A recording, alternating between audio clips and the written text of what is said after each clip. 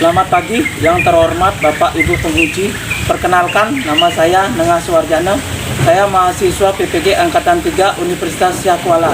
Hari ini pada tanggal 18 Oktober tahun 2021 saya melaksanakan praktek pembelajaran UKIN. Berikut video pembelajaran UKIN dari saya. Selamat menyaksikan.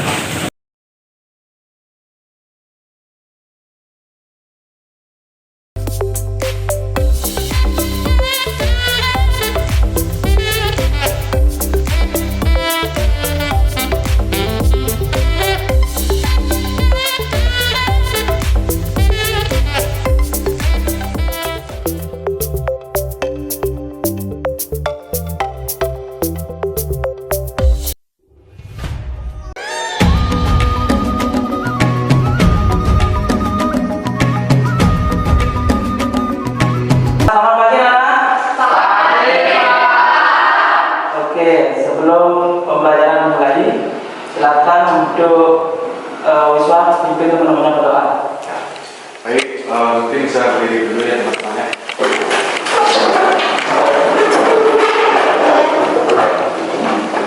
Berdoa, silakan. Doa kepada Yesus. Silakan. Terima kasih Wiswa. Salah satu lagu wajib nasional. Kita akan menyanyikan Garuda Pancasila. Desa, silakan pimpin temannya untuk menyanyikan lagu Garuda Pancasila. Silakan. 1, 2, 3, mulai. Garuda Pancasila, akulah pendukungmu. Iya, izin Pak. Izin. Oke. Berarti satu orang aja yang masuk ya? Ya Pak. Anak, tahu pelajaran lalu apa? Tahu. Apa? Sikap positif terhadap peraturan undang-undang. Oke, sikap positif terhadap peraturan undang-undang. Anak, hari ini kita akan belajar mengenai peraturan atau tata urutan peraturan perundang-undangan. Oke. Kemudian tujuan pembelajaran yang ingin kita capai hari ini adalah, nah ini tujuannya apa sih yang harus kita capai hari ini dalam satu pembelajaran ini? Melalui pendekatan saintifik dengan model problem based learning, anak-anak diharapkan mampu menjabarkan makna peraturan perundang-undangan, kemudian mampu mendeskripsikan hierarki atau tingkatan peraturan perundang-undangan. Yang ketiga itu mampu menyusun, menerapkan laporan.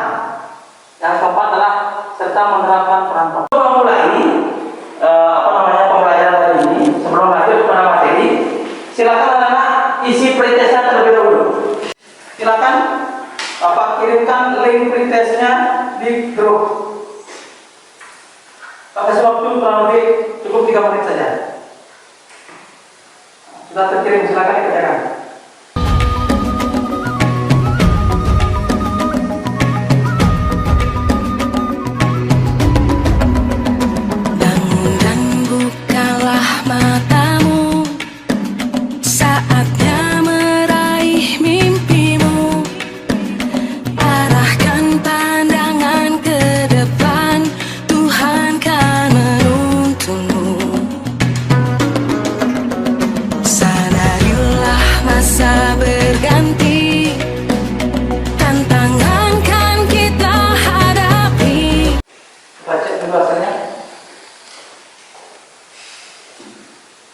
Anak sudah kelihatan hasilnya di sana?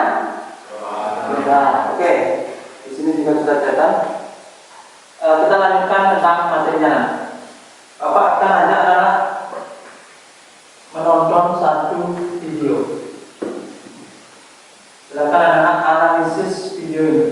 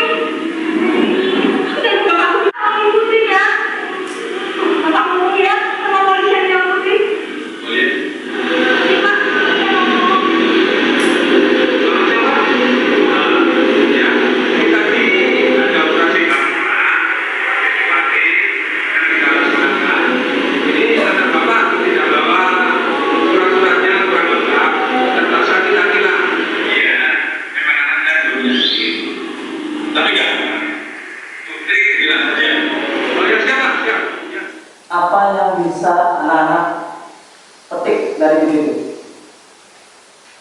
Polisi, tapi dia nggak mau nolong anaknya karena dia harus menaati peraturan yang ada. Karena memang peraturan seperti itu, walaupun dia bisa membantu anaknya, tapi dia tetap meminta polisi itu untuk meminta anaknya karena harus menaati aturan. Oke, tepuk tangan dulu, Pak. Ayo coba. Siswa berdiri. Apa Pak? Siswa keluar. Apa Pak? Keluar.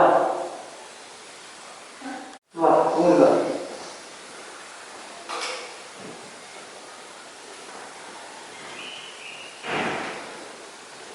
Kenapa kalian semua dulu?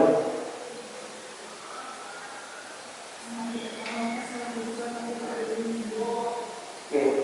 Sebelum kalian tahu apa secara wiswa, pertama apa itu peraturan? Secara umum dan ditetapkan oleh lembaga negara atau pejabat yang berwenang dan melalui prosedur yang ditetapkan dalam peraturan perundang-undangan. Oke, bagus. Peraturan perundangan adalah proses hukum yang ditetapkan oleh lembaga yang berwenang memiliki sanksi yang tegas dan nyata. Oke, bagus. Apa fungsi hukum? Fungsi peraturan apa? Mengatur masyarakat biar kehidupan ramai lagi.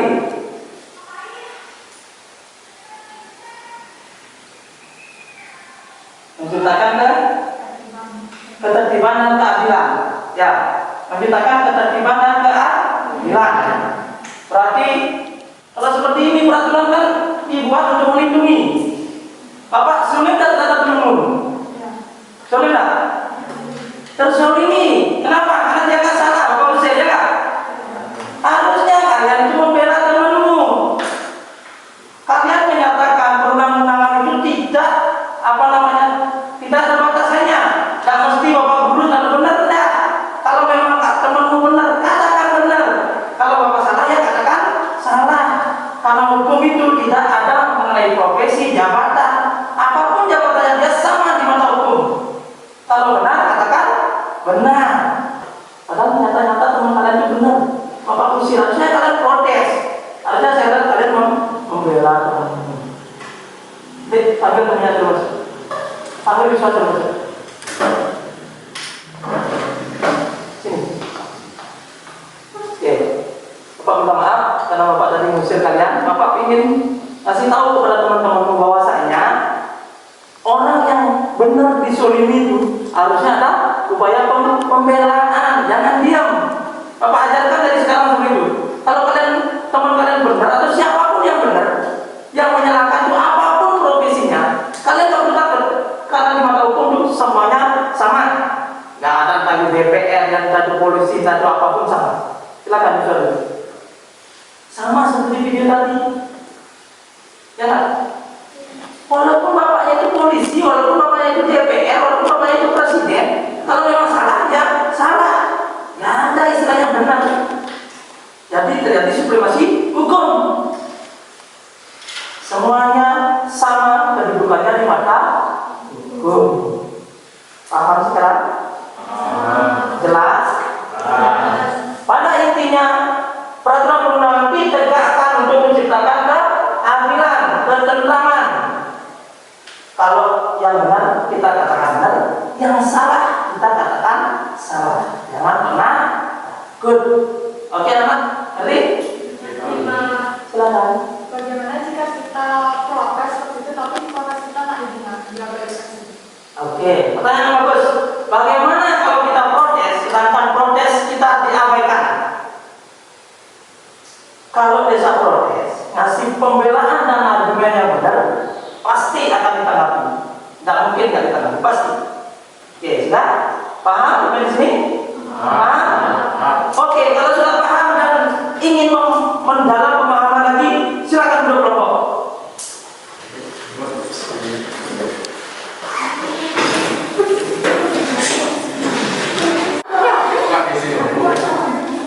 Satu ya Pak itu.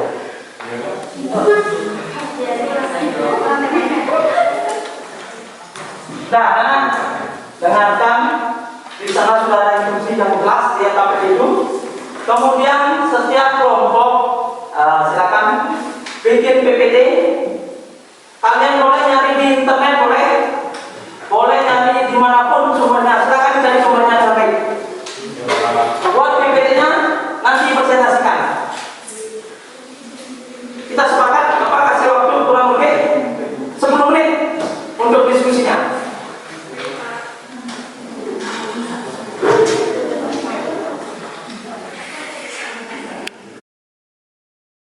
Kita belajar Pancasila, kita bernafas dalam sila-silanya. Kita belajar Pancasila, ayo kita jaga untuk Indonesia. Bersatu dalam perbedaan, berpegang tangan dan berlari. Singkirkan egomu, oh kawan, demi negeri ini. Jadilah generasi emas, cerdas berkarakter, itu kita. Penjelasan? Tapi ada paparan hukum dari Universitas Trisakti itu mengatakan bahwa itu bukan karena baik, tapi merupakan hanya dari itu tidak sama dengan majelis hakim GPU itu nanti memutuskan berdasarkan fakta-fakta. itu fakta dari Ya, nanti kan ada unsur pidananya enggak? Kalau ahli hukum itu kan menyampaikan ya, oh itu kan dari pandangan ahli hukum. Nah sekarang unsur pidananya ini ada enggak? Kalau memang ada unsur pidananya tidak sesuai dengan KUHP, bisa dipidana. Kalau tidak memiliki unsur-unsur material pidana, nggak bisa dipidanakan. Jadi nanti hakim itu akan memutuskan dari berbagai perspektif. Seperti itu, hakim itu tidak bisa intervensi karena memang dia lembaga yang free, artinya tanpa intervensi siapapun nggak boleh intervensi.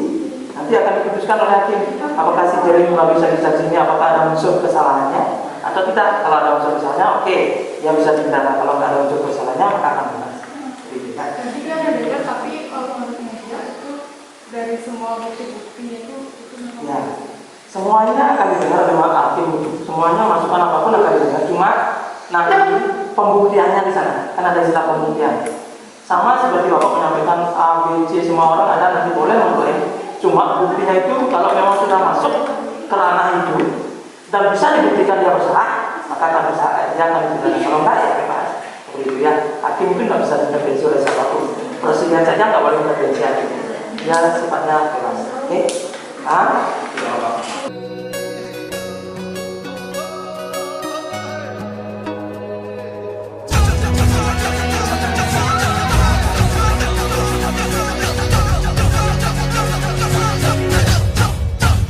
Kita belajar Pancasila, kita bernafas dalam sila-silanya. Silakan diperhatikan temannya. Oke. Temannya diperhatikan ketika ada pertanyaan. Temannya mau mulai ketika ada pertanyaan, silakan ditanyakan setelah temannya presentasi. Bagi teman yang presentasi tidak bisa menjawab, kelompok presenter ini nggak bisa menjawab, kelompok yang lain bisa menjawab. Siap? tapi jangan hanya pas dia presentasi. Jangan. Biarin dia menjelaskan sampai akhir dulu sampai bulan penjelasannya, baru nanti bapak juga akan ada penilaian untuk presenter, kelompoknya, kemudian per individu dalam penilaiannya. Silakan. Baik, selamat pagi. Perkenalkan, nama saya Ayu Madalestari dari kelompok 3. Di sini saya akan mempresentasikan hasil KPD kelompok kami tentang materi memaknai peraturan perundang-undangan. Berikut adalah peta konsep dari PPT kami. Yang pertama itu ada berita, yang kedua itu ada analisis berita, yang ketiga ada kaitan materi, dan yang terakhir ada solusi. Baik, berikut adalah berita yang berjudul Idi Kacung WHO.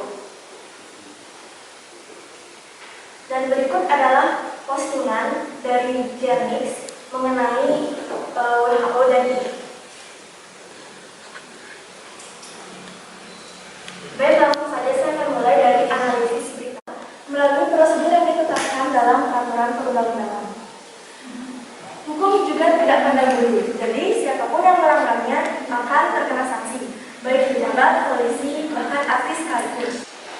Yang terakhir ada solusi. Pada kasus Janis tersebut, saya yakin dia hanya ingin mengatakan isi hatinya tanpa bermaksud yang buruk. Hanya saja penggunaan katanya memojokkan dan membuat pihak kedua atau ini merasa direndahkan dan difitnah. Maka dari itu, Bibi melaporkan Jenny ke polisi atas tindakan fitnah dan pencemaran nama baik. Sebaiknya, Jenny lebih baik dalam menggunakan sosial media dan lebih hati-hati dalam memilih kata-kata dan tidak menggunakan kata-kata yang provokatif. Baik, sampai di sini apa yang ingin bertanya? Silakan Desa. Silakan, yang mau bertanya silakan. Siapa namanya? Sebutkan nama. Saya dari kelompok Wan, nomor 3. Sebenarnya saya ingin bertanya, tadi pada bagian solusi dijelaskan bahwa IDI melaporkan Jenis karena dia merasa tersinggung atas kalimat yang dia lontarkan di sosial medianya. Namun, apakah memperkenalkan Jenis atau langkah yang tepat bagi IDI? IDI adalah sebuah institusi, sudah sepantasnya siap dalam menerima kritik dari masyarakat. Terlepas dalam penggunaan kata kacung itu, di sini Jenis posisinya adalah mengkritik. Begitupun dalam caption tertulis jelas bahwa ia meminta penjelasan dari pihak IDI, namun yang dia dapatkan justru adalah laporan seperti itu, bukanlah sebuah penjelasan. Kenapa? Pertanyaan di situ kenapa kritik dari Jenis itu tidak dipertimbangkan? Kenapa hanya fokus kepada kata kacung saja? Baik, terima kasih Desa atas soalnya. Jadi saya akan mencoba menjawab soal dari Desa. Jadi mungkin tidak masalah jika ingin mengkritik atau berpendapat mengenai tindakan Jenis tersebut. Tetapi yang menjadi masalah di sini adalah penggunaan kata yang digunakan oleh Jenis itu dianggap menjelekkan nama diri. Dan juga kita ketahui bahwa buku yang mengatur tentang pencemaran nama baik itu sudah ada. Jadi jika hal ini tidak ditindaklanjuti maka belum tentu akan melemah. Namun dalam kasus ini juga pihak ini itu tidak membicarakan hal yang ditanyakan oleh Jenis. Mohon maaf saya belum sempat membaca ke sana karena dari berita-berita yang saya baca itu pihak ini tidak terlalu banyak berkomentar masalah hal tersebut. Jadi gini, kan si Jenny ini menyatakan keluh kesahnya di dalam postingan Instagram dia sendiri. Menurut saya, kenapa dari pihak ini tidak menjawab rasa ingin tahu dari Jenny itu? Kenapa malah langsung ke jalur hukum? Bukannya kita kan ID itu hanya profesional, kita bermain di ranah masyarakat. Jadi untuk membangun rasa percaya itu kan kita perlu penjelasan. Jika si Jenny ini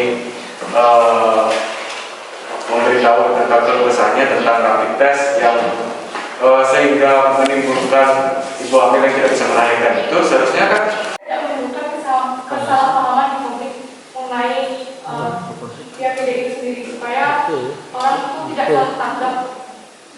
Iya, Pak Ustaz, maksud kenapa IDI lebih fokus pada kacungnya?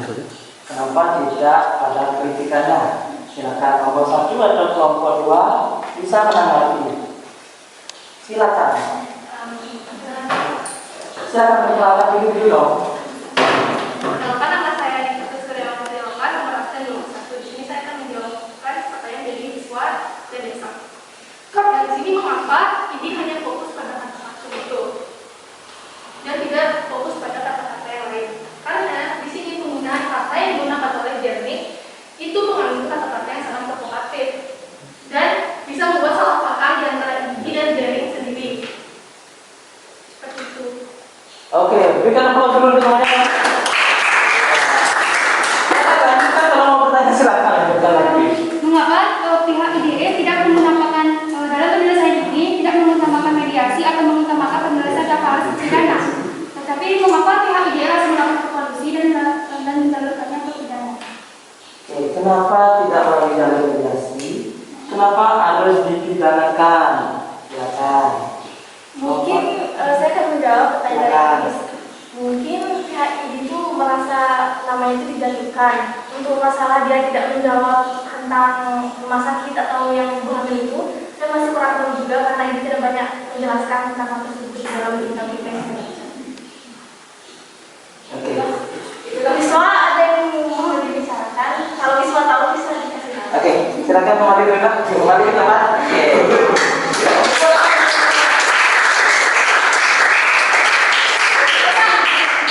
Silakan kelompok 2, lanjutkan. Perkenalkan, nama saya Igede Fadibran Putra, absen 6 dari kelompok 2. Kali ini saya akan mempresentasikan materi yang berjudul Idi Kacem WHO.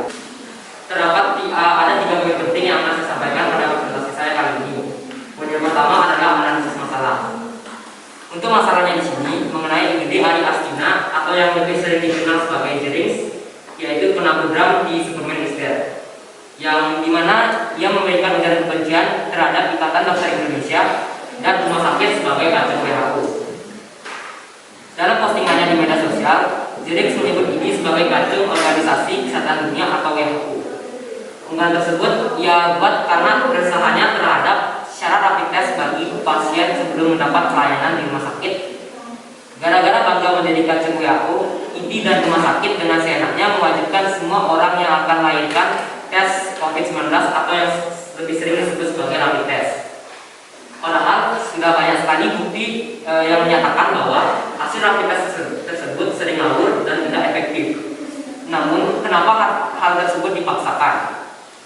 Jika misalnya hasil tes tersebut bisa membuat orang stres dan dapat menyebabkan kematian bagi para ibu hamil atau anaknya, maka siapa yang akan bertanggung jawab? Ujar Jerings di akun Instagramnya. Tak hanya itu, Jerings juga menuliskan kalimat bubarkan IDI. Saya tak akan berhenti menyerang kalian Ikatan Dokter Indonesia sampai ada penjelasan. Perkenalkan, nama saya Diwayani Saputri dari kelompok 1 nomor 27.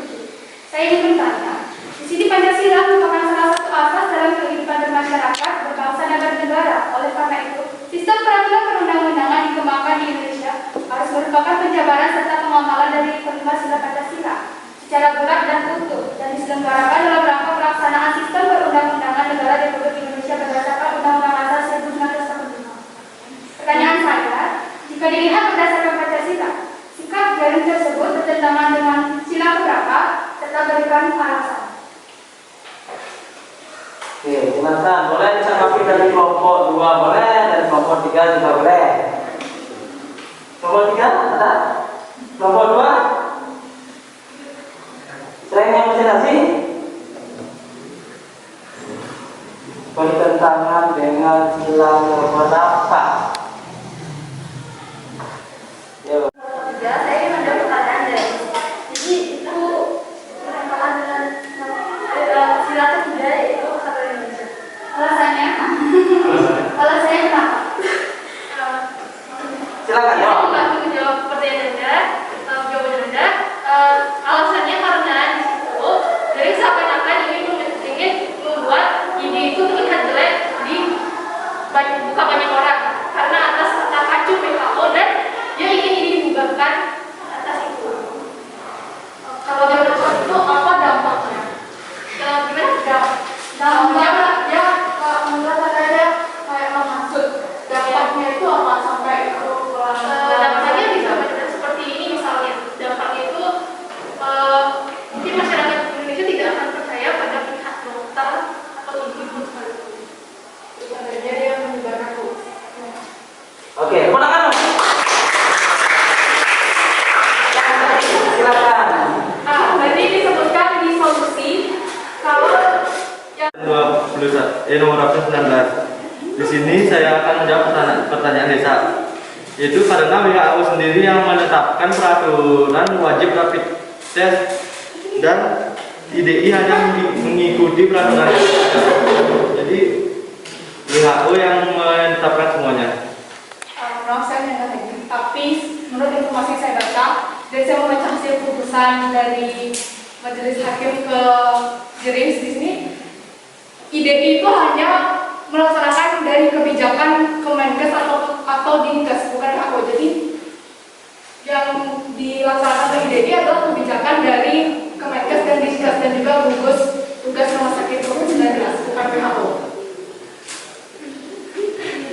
Silakan. Oke, baik. Ini biar nggak terlalu banyak. Yang menjadi ya, jadi IDI di bawahnya WHO, ini yang kesehatan kan kalau di Indonesia namanya IDI. Ini semua harus mengikuti apa yang sudah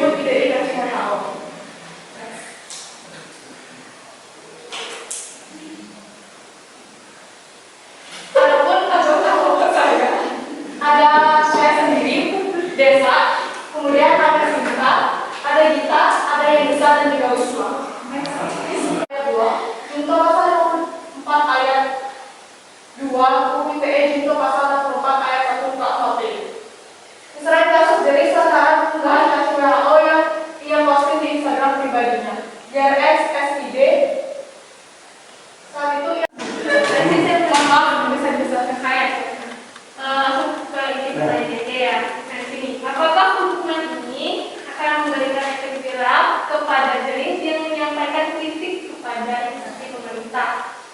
Ya, bisa Pertanyaannya Bapak sampaikan. Tadi disampaikan bahwa Jering itu kena pidana 1 tahun 2 bulan. Misalnya kan begitu. Apakah dengan hukuman ini si Jering itu kapok atau tidak? Kalau ini seperti ya, berikan efek jerah. Karena setelah itu Jering masih menimbulkan kontroversi-kontroversi lain seperti yang sudah disebutkan. Dia menyebutkan bahwa artis-artis yang pulang dari Bali itu di-COVID-kan atau dia pura-pura kena COVID dan sebagainya macam. Karena Jering sini memang dikenal dari dulu dia sering menggunakan pendapatnya dia dan pendapatnya itu sering menjadi kontroversi. Apakah Anda juga berbukti bahwa Jering itu kehidupan seksual? Dia berkata bahwa artis-artis itu COVID-kan. Mohon maaf, saya pernah baca artikel itu tapi saya tidak menyatakan artikel itu di PPP. Kalau kamu mau nyari bisa cari Google pasti ada. Cari di internet pasti ada. Karena Mengapa Jering meminta ide ini dibubarkan, sedangkan yang mewajibkan rapid test pada ibu-ibu hamil itu merupakan ketentuan dari WHO? nah nih, nah di sini sengaja dengan harapan direspon. Jadi saya tahu saya tidak bisa membubarkan ide ini. Saya tidak punya kapasitas membubarkan ide ini. Saya berharap adanya respon dari ide ini, tapi tidak dengan cara melapor ke polisi. Saya berharap dengan mengajak saya berdiskusi.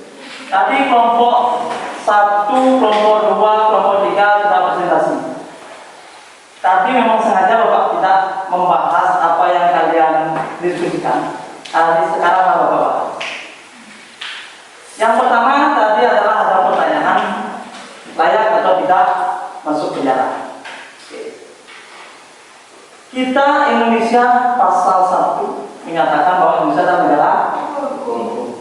Kalau negara hukum berarti semua aspek kehidupan berlandaskan hukum.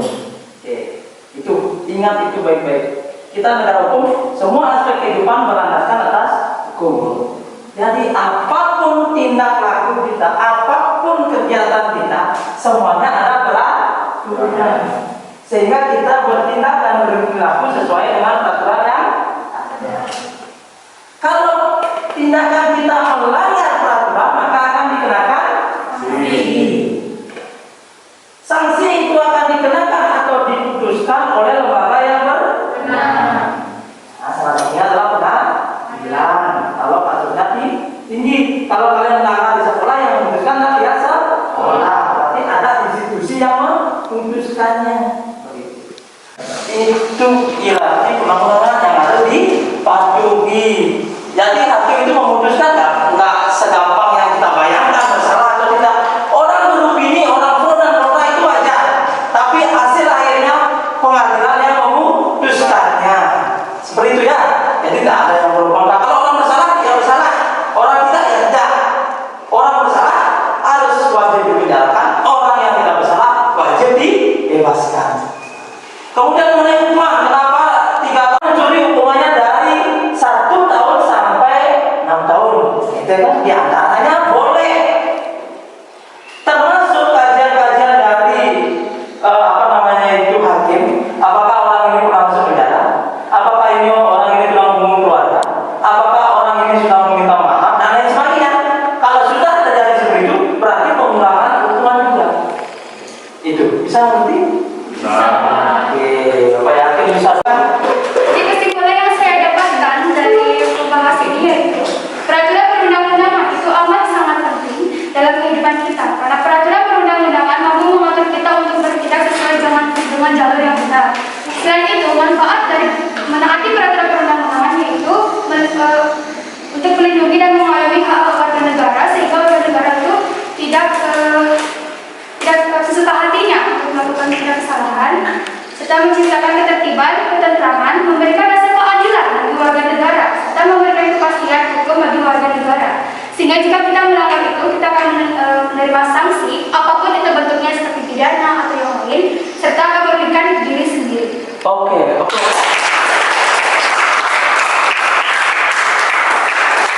Satu orang, siapa yang bersedia menyampaikan perasaan?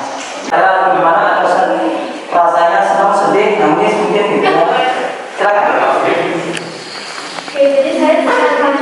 menyaksikan apa yang saya rasakan selama pembuatan forum ini dan pembelajaran hari ini. Jadi banyak yang bisa kita ambil dari kasus yang sebelumnya tentang di situ menganggap di itu kacung WHO.